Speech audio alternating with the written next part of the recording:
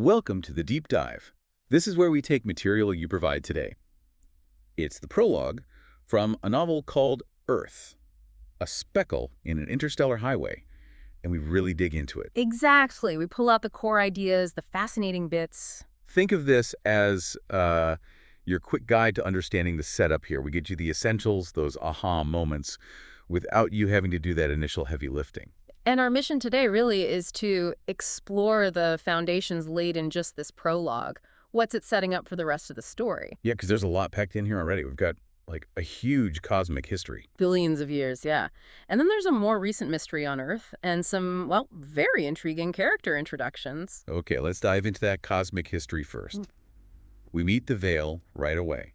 And the description scales like molten starlight, amber eyes, it's pretty vivid. It really paints a picture, doesn't it? Ancient, powerful, maybe not exactly friendly. Right. And their role. Something about weaving the cosmos. That's the phrase used, yeah. 13.8 billion years ago. But, and this is key, the text stresses it wasn't about, cradling life. About nurturing it. No. It says they wove it to chain it, which immediately tells you something fundamental about this universe. It's built on control. Wow. Okay. Chaining life, that's intense for an origin story. And they seem particularly worried about Earth. Very much so. They saw Earth as a wild, eternal fire, a kind of discord they actually feared. But why Earth specifically? Just one planet?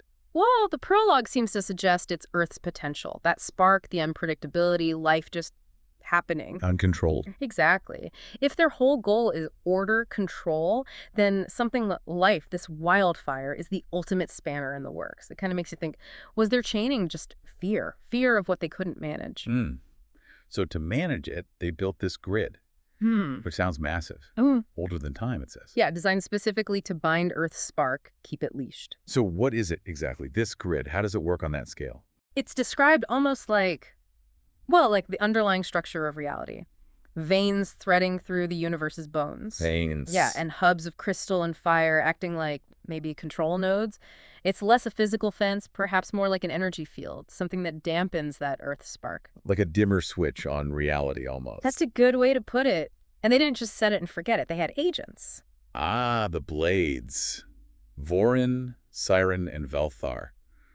Sounds ominous. Definitely. These are the Vael's enforcers, you could say, tasked with keeping the grid stable, making sure Earth didn't flare up too much. Like cosmic security guards? Pretty much. Specialized units, maybe, keeping the system in check. Okay, so you have this ancient system, this grid, these guardians, all focused on controlling Earth. But then... life happens anyway. Genesis.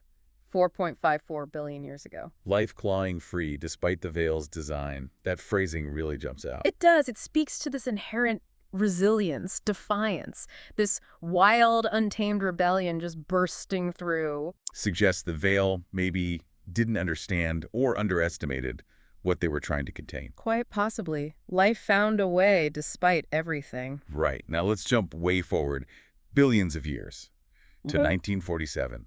Roswell. Yes. The prologue presents this as really pivotal, not just some weird event, but a crack in the silence. Why Roswell, though? What makes that crash so important in this huge cosmic story? Well, first off, the craft itself, it wasn't human, obviously, but crucially, it wasn't Vael either. Oh, so a third party. Seems like it.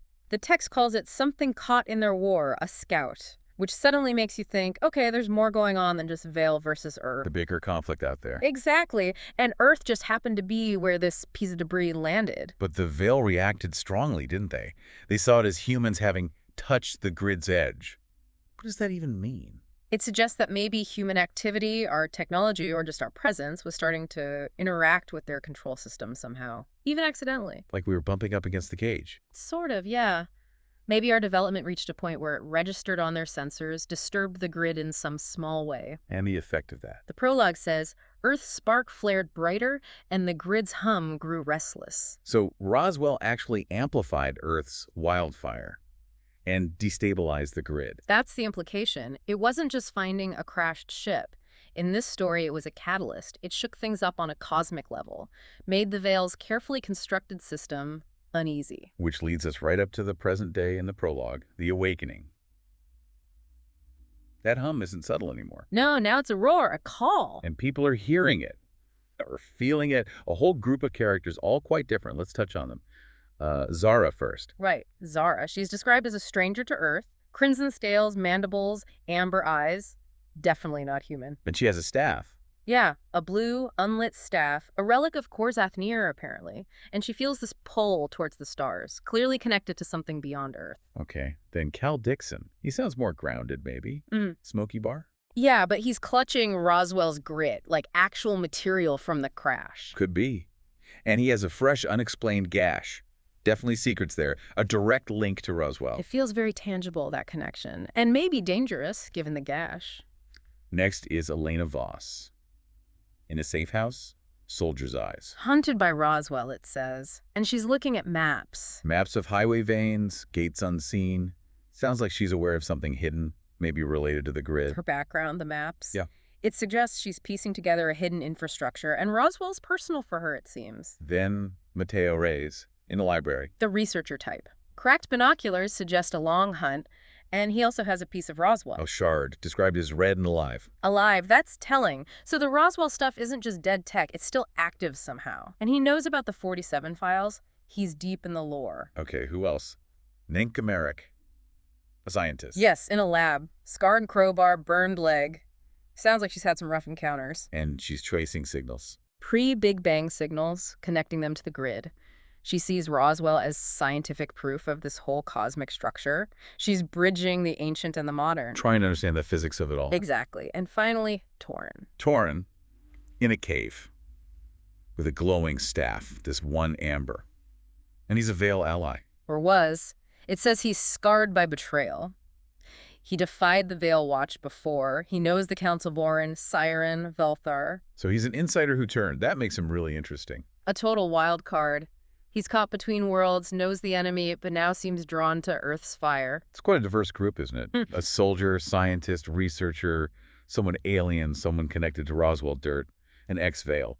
It really feels deliberate. Like you need all these different perspectives, these different connections to face what's coming. And they're all being drawn somewhere. To the desert, it says. Unaware of each other, at least initially. Pulled by that intensifying hum from the grid. Which is now a song of defiance. Yeah, Earth is pushing back. And the Vael, they're noticing, big time. They're void trembling. Focus on Earth. Sounds serious. And those blades, Vorin, Syren, Valthar, are explicitly mentioned as preparing for war. So confrontation is imminent. And then there's this mention of a gate flickering red and gold. Another unknown factor. Seems like it, just thrown in there. Suggests maybe the situation is even more complex. Not just Vael versus Earth. Something else might be entering the picture. So the big conflict is clear. Vael's ancient control, their chains. Versus Earth's inherent life force, that wild, eternal fire. And we see each of these individuals reacting personally to this energy surge. We do. Zara's staff flares up. Cal's piece of Roswell grit feels heavier. Elena's maps seem to burn in her mind. Mateo's shard pulses, Neka's lab equipment activates, Toren's staff glows with resolve. It's showing us that this huge cosmic event is also deeply personal. It's awakening something within them, connecting them all. Right, so pulling it all together at the end of this prologue.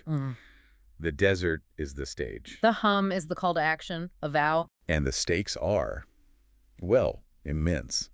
13.8 billion years of Vael control potentially breaking down. Roswell's legacy acting as a trigger. Earth's own life force roaring back. Even the stars are watching, it says. And an impending fire. It really sets things up dramatically. It absolutely does. You've got cosmic history, mystery, compelling characters, high stakes, all packed into this opening. A great foundation. So after diving into this, maybe something for you, the listener, to think about. What if that wild eternal fire, the Vael fear, isn't just destructive? What if it represents a kind of creation or maybe evolution that they just can't grasp? That's interesting. Or what about the grid itself? Is it just a prison, or could there be secrets, maybe even power locked within its structure that could be turned? And how will these people connect? Zara, Cal, Elena, Mateo, Nenka, Toren, drawn to the same place. Is it just coincidence? Destiny? Or is their meeting part of this ancient cosmic pattern? Yeah, lots to ponder. This prologue definitely throws open the doors to a huge story. We've really only just begun to explore what's hinted at here. Absolutely. Thanks for taking this deep dive with us today.